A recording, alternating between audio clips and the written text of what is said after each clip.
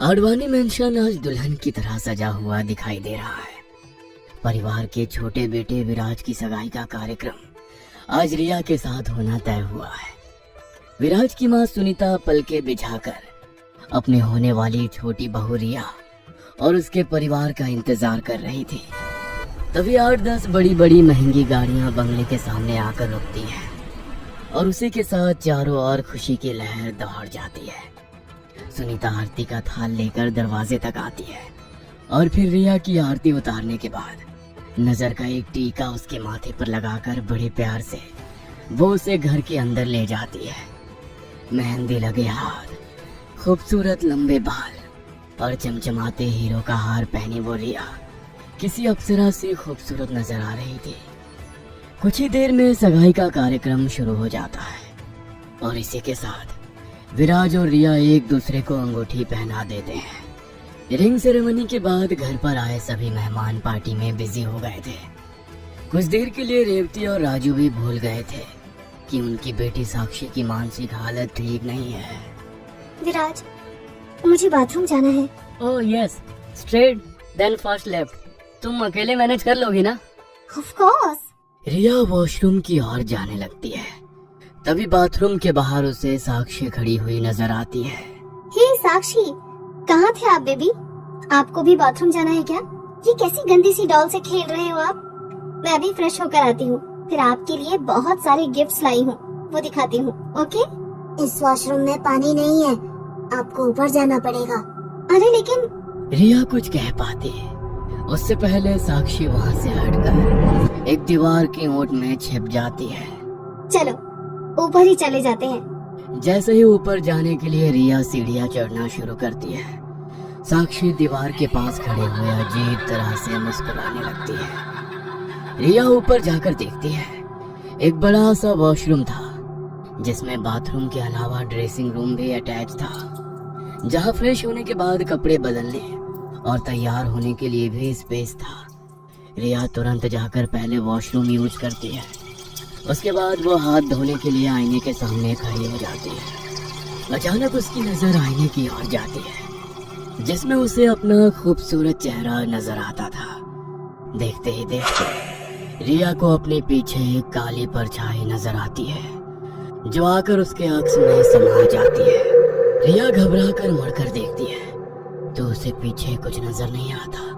वो वापस आईने में देखती है तो उसे आईने में दिख रहा अपना अक्स धीरे धीरे बदलता हुआ नजर आने लगता है। उसकी आंखें लाल हो जाती है और चेहरे पर दरारें पड़ने लगती हैं। घबराकर रिया अपने चेहरे को छूकर देखती है कि तभी उसे वॉशरूम का दरवाजा खटखट होने की आवाज सुनाई देती है। अभी 2 मिनट पहले तक तो यहाँ अंदर कोई नहीं था, अचानक अंदर के बाथरूम का दरवाजा कौन खटखट करने लगा? रिया थोड़ा घबराते हुए जाकर दरवाजा खोलती है, लेकिन बाथरूम तो बिल्कुल खाली पड़ा हुआ था।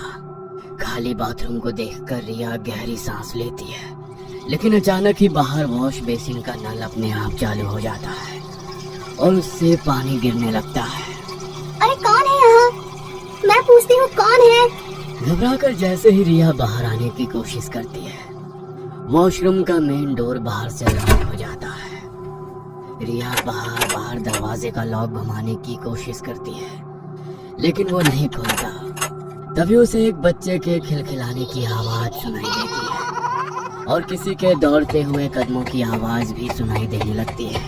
कोई है? अरे ये डोर कैसे लॉक हो गया? साक्षी बेटा, ये तुम ही हो ना? बेटा दरवाजा खोलो, मैं समझ गई हूँ ये शरारत तुम ही कर रही हो। अच्छा तो ये सब तुम्हारी शरारत थी, पहले मुझे ऊपर भेजना और अभी ये डोर को लॉक करना है डॉल। रिया लगातार साक्षी साक्षी कहकर पुकार रही थी, लेकिन साक्षी की तरफ से उसे कोई जवाब सुनाई नहीं दे रहा था।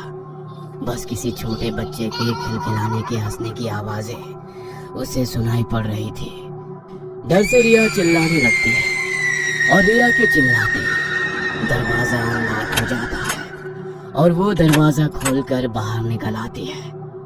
अभी उसने कुछ ही कदम आगे बढ़ाए थे कि एक बार फिर बाथरूम का दरवाजा खुलता है और कोई ताकत रिया के पांव पकड़कर उसे खींचकर वापस बाथरूम के अंदर ले जाती है और ले जाकर बाथटब में गिरा देती है।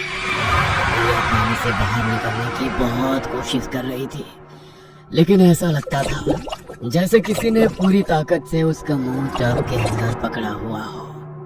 कुछ ही देर में सांस न ले पाने के कारण रिया की बाथ टब में ही मौत हो जाती है और उसका बेजान शरीर टब में ही निढाल होकर एक तरफ गिर जाता है।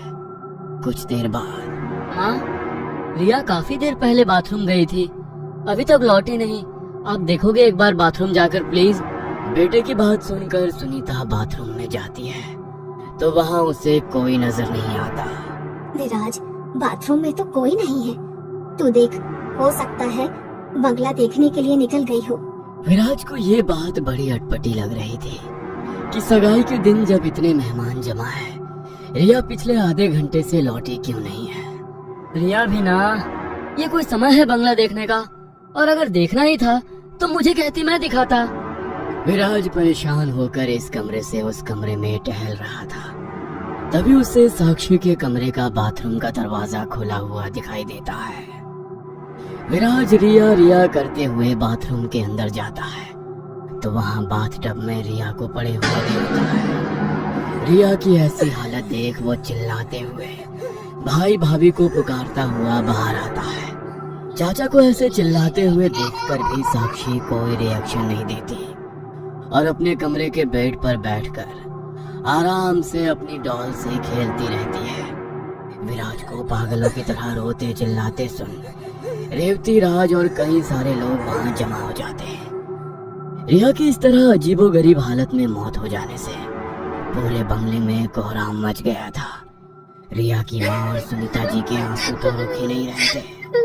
वहीं अपनी डॉल के साथ खेलती साक्षी उसे देखकर जोर जोर से खिलखिलाकर हंस रही थी। साक्षी बेटा, रिया को बाथरूम में जाते हुए देखा था तुमने? क्या हुआ था यहाँ? बोलो ना बेटा, ऐसे कैसे अचानक वो बाथरूम में डूब गई? रिया मदद के लिए चिल्लाई होगी, तुम्हें आवाज नहीं आई? बाथ टब में डूबकर कोई कैसे मर सकता है? मर गई बेचारी। सगाई के दिन हुए रिया की मौत और उसके बाद साक्षी का ये व्यवहार सुनीता, रेवती, राज और विराज सभी को भीतर तक हिला गया था। बाकी के मेहमान भी अब तो साक्षी के बारे में अजीब अजीब सी बातें करने लगे थे, जिससे पूरा परिवार बहुत डिस्टर्ब हो गया था। कुछ देर बाद साक्षी के डॉक्टर का राज के पास फोन आता है। सब ठीक है ना मिस्टर राज? साक्षी में कुछ इम्प्रूवमेंट समझ में आ रहा है? आपको याद है ना, कल उसको सेशन के लिए लेकर आना है। डॉक्टर, एक बहुत बुरी खबर है, एक और मौत हो गई है और इस बार भी साक्षी का बिहेवियर बहुत ही सस्पिशियस था। मेरे भाई की मंगेतर उसकी सगाई के दिन ही साक्षी के बाथटब में मरी हुई मिली है। साक्षी वही कमरे में बैठकर जोर जोर से हंस रही थी, जैसे उसे कोई फर्क ही नहीं पड़ता हो। डॉक्टर प्लीज कुछ करिए। राज ने डॉक्टर को पूरी घटना के बारे में बता दिया था। मिस्टर राज, मैं अभी थोड़ा कंफ्यूज हूँ, मुझे कुछ स्टडी करनी है, उसके बाद मैं आपको फोन करता हूँ। राज की बातें सुनने के बाद डॉक्टर बहुत बेचैनी महसूस कर रहा था। साक्षी से बात करते समय डॉक्टर ने जितने भी नोट्स तैयार किए थे वो सभी को एक बार फिर से स्टडी करने लगता है। कुछ देर पहले, क्या जरूरत है बेटा मकान शिफ्ट करने की? अच्छा खासा बंगला है हमारा, नई जगह पर जाओ तो एडजस्ट होने में कितनी दिक्कतें होती हैं। अरे माँ, ये बंगला है और अभी हम जहाँ शिफ्ट हो रहे हैं ना वो मेंशन है। आपके इस बंगले से बहुत बड़ा है और खूबसूरत भी। हाँ, बस शहर से थोड़ा दूर है, लेकिन अपने पास गाड़ियाँ हैं, ड्राइवर है, नौकर चाकर है, दिक्कत की कोई बात नहीं है, सब मैनेज हो जाएगा। इतना वेल मेंटेन्ड मेंशन हमें सही दामों में मिल रहा है और आप हो कि अपने बंगले का मोह छोड़ने के लिए तैयार ही नहीं हो। राज जो मिस्टर आडवाणी का बड़ा बेटा था, परिवार के अधिकतर खास निर्णय वही लिया करता था।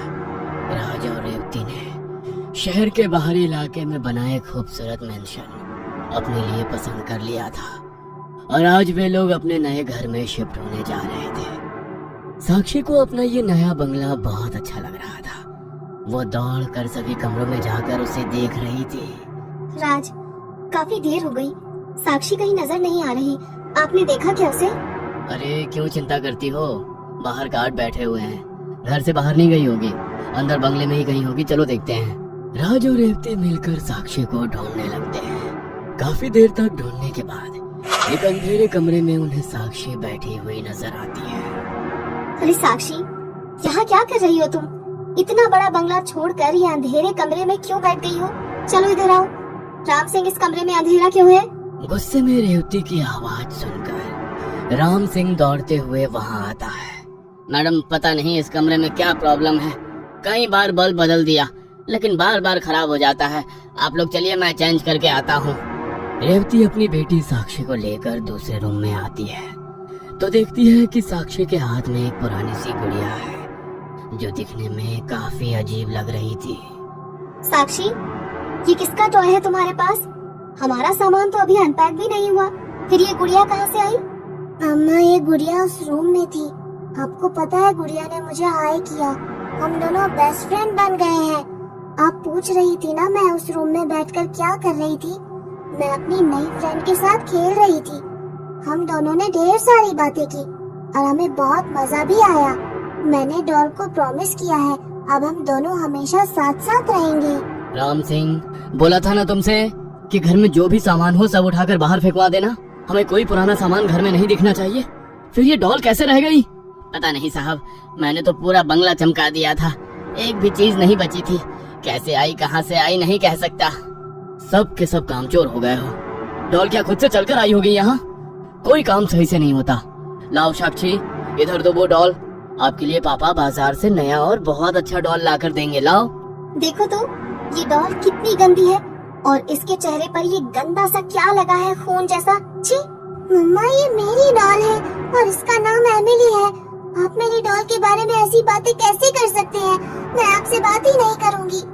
इतना कहकर साक्षी डॉल लेकर अपने रूम में चली जाती है। देख रही हो रेवती, ये कैसे बात कर रही है? मैंने इसे बोला कि डॉल को उठाकर घर से बाहर फेंको और ये उसे लेकर अपने कमरे में चली गई। अरे जाने दो ना, बच्ची है। जब रात को सो जाएगी तब हटा देना। सोने के बाद बच्चे सब भूल जाते हैं।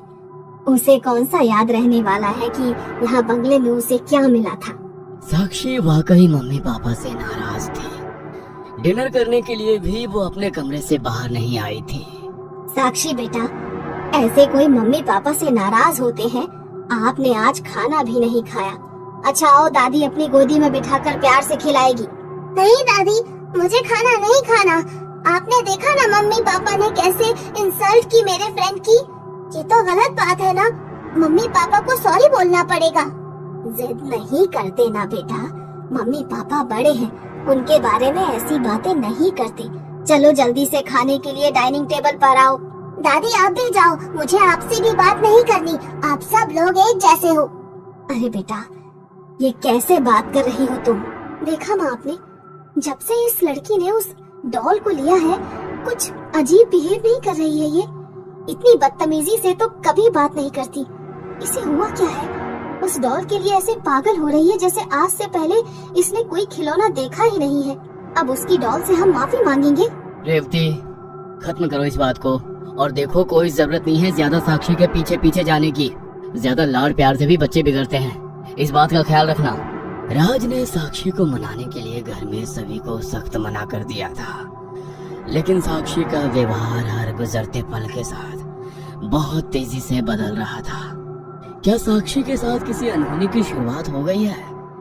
आखिर किसकी है ये डॉल और साक्षी के पास कैसे आई? क्या साक्षी वाकई अपने माँ पापा से नाराज है या कोई और शक्ति है जो उससे ये सब करवा रही है? जानने के लिए देखना ना भूलें कहानी का अगला भाग।